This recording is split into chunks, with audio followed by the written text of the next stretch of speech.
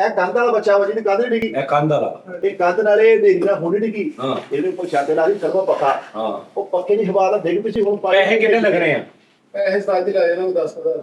ਹਾਂ 10,000 ਮੇਰੇ ਕੋਲ ਲਵੇ ਤੇ ਇੱਥੇ ਸ਼ੋਅ ਕਰਕੇ ਆਖਰੀ ਤੇ ਤੂੰ ਛੁੱਟੀ ਵੀ ਕਰ ਜਾਵੇਂ। ਓ ਯਾਰ ਬਗੈਰ ਸਮਝਿਆ ਮੈਨੂੰ, ਮੈਂ ਐਡਾ ਬੇਵਕੂਫ ਹਾਂ। ਓ ਯਾਰ ਓਏ ਸਮਝਾਓ ਕੋਈ ਯਾਰ ਇੱਕ ਫੈਸਲਾ ਹੋ ਲੈਣ ਦਿਓ, ਪਹਿਲੇ ਇਹਦਾ ਫੈਸਲਾ ਕਰੋ ਜੀ। ਉਹ ਛੱਡਣਾ ਉਹ ਫੈਸਲੇ ਮਿੱਠੇ ਬੜੇ ਹੋਣੇ ਹੀ, ਚਲੋ ਫੈਸਲੇ ਤੇ ਹੋਣੇ ਹੀ ਆ। ਚਲੋ ਮਿੱਠਾ ਜੀ ਸਿਰਫ ਸਾਡਾ ਪਿਆਰ ਵੇਖਿਆ ਵਾ, ਸਭ ਕੁਝ ਆਉਂਦਾ ਵਾ, ਸਾਰਾ ਕੁਝ ਆਉਂਦਾ ਵਾ। ਹਾਂ ਮੈਂ ਜੈਨੂਨ ਗਾਣੇ ਮੇਰੇ ਅੱਬੂ ਨੇ ਕਿਹਾ ਬੇਟਾ ਖਲੋ ਜਾਈ, ਤੇ ਖਲੋਤੇ ਆ ਤੇ ਪਿੱਛੇ ਨਹੀਂ ਹਟੇ। ਅੱਛਾ। ਆਂਦੀਆਂ ਨਹੀਂ ਪਿੱਛੇ ਕਰ ਓਏ ਸਕਦੀਆਂ। ਤੇ ਜਿਹੜੇ ਅੱਬੂ ਨੇ ਕਿਹਾ ਉਸੇ ਅੱਬੂ ਦਾ ਵੱਡਾ ਭਰਾ ਵਾ ਨਾਲ ਦਾ। ਚਲੋ ਹਾਂਜੀ ਨਹੀਂ ਕੋਈ ਭਰਾ ਨਹੀਂ, ਜੋ ਤੁਹਾਡਾ ਹੈ ਨਾ, ਜੋ ਤੁਸੀਂ ਆਪ ਹੋ ਉਹੀ ਹੋ। ਤੁਹਾਨੂੰ ਤੇ ਅਸੀਂ ਰੁਤਬਾ ਹੀ ਉਸਤਾਦ ਜੀ ਇੱਥੇ ਮੈਂ ਦਿੱਤਾ, ਰੁਤਬਾ ਪੂਰਾ ਖਾਨਦਾਨ ਮੈਂ ਪਿੱਛੇ ਕਰਕੇ ਮੈਂ ਕਿਹਾ ਮੇਰਾ ਉਸਤਾਦ ਹੀ ਸਭ ਕੁਝ ਮੇਰਾ।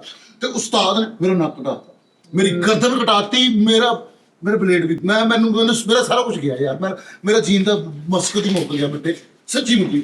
ਮੇਰੇ ਮਕਸਦ ਹੈ ਹੀ ਨਹੀਂਗਾ ਹੁਣ।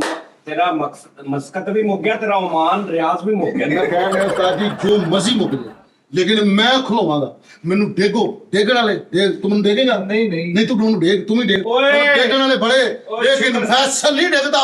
ਨਾ ਚੁੱਪ ਕਰ। ਓਏ ਸ਼ੁਕਰ ਕਰ ਉਸ ਟਾਈਮ ਹੈ ਕੋਈ ਨਹੀਂ ਸੀ, ਤੇ ਤੇਰੇ ਉੱਤੇ ਆਉਣੀ ਸੀ ਉਹ। ਜਿੱਦਾਂ ਨਹੀਂ ਤੂੰ ਥੱਲੇ ਸਟicker ਬਣ ਜਾਣਾ ਸੀ ਤੇਰਾ। ਬੰਦਾ ਗੱਲ ਨਹੀਂ ਮਰ ਜਾਂਦਾ। ਉਹ ਕਿਸ ਚੱਕਰ ਚ ਵੀ ਛੁੱਟੀ, ਮਤਲਬ ਤੈਨੂੰ ਅਸੀਂ ਕੀ ਕਿਹਾ? ਓ ਯਾਰ ਇਧਰ ਯਾਰ ਸਾਰੇ ਚੁੱਪ ਕਰੋ, ਇੱਕ ਮਾਮਲਾ ਸੁਲਝਾ ਲਓ। ਇਹਦੀ ਕੰਧ ਕੀ ਹੈ? ਇਹਦੀ ਕੰਧ ਡਿੱਗੀ ਮੈਨੂੰ ਪਤਾ ਵਾ। ਹਾਂਜੀ। ਇਹਦੇ ਤਾਏ ਦਾ ਨਾਲ ਦਾ ਘਰ ਆ, ਇਹਦੀ ਕੰਧ ਡਿੱਗੀ ਆ।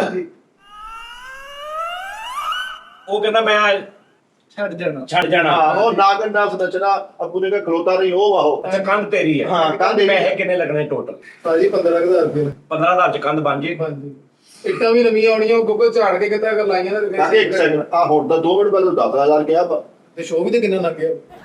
ਯਾਰ ਰੇਟ ਚੜ ਗਿਆ ਬਈ। ਕੰਮ ਨੂੰ ਨਹੀਂ ਪਈਆਂ ਸੀ ਬੜੀਆਂ ਇੱਥੇ ਲੋਕ ਚੋਰ ਖਾ ਕੇ ਲੈ ਗਏ।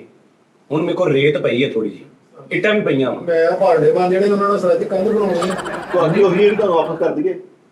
ਤੂੰ ਝਾੜ ਤੇ ਯਾਰ ਚਾਰ ਦੇ ਨਾਲ ਦਾ ਕਾਰਬਨ ਤੁਹਾਡੀ ਸਾਰੀ ਬਾਹਰ ਲੱਗੀ ਸੀ।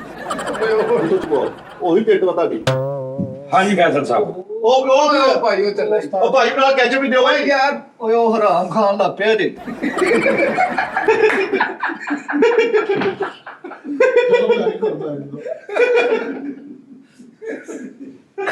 ਉਸਤਾਦ ਜੀ ਫੈਸਲ ਭਾਈ ਪਰੇਸ਼ਾਨ ਆ। ਜੈਨੂਨ ਮੈਨੂੰ ਬਾਹਰ ਵੀ ਇਹਨਾਂ ਨੇ ਗੱਲ ਕੀਤੀ ਹੈ, ਤੁਸੀਂ ਉਹਦੀ ਗੱਲ ਤੇ ਗੌਰ ਨਹੀਂ ਕਰ ਰਹੇ। ਲੋਕੀ ਗੱਲਾਂ ਕਰਦੇ ਭਾਈ ਫੈਸਲ ਨੂੰ ਟਕੇ ਟਕੇ ਦੇ। ਟਿਕਟ ਗਲੀਆਂ ਓਏ, ਬੰਦੇ ਨਹੀਂ ਟਿਕੇ। ਬੰਦੇ ਠੀਕ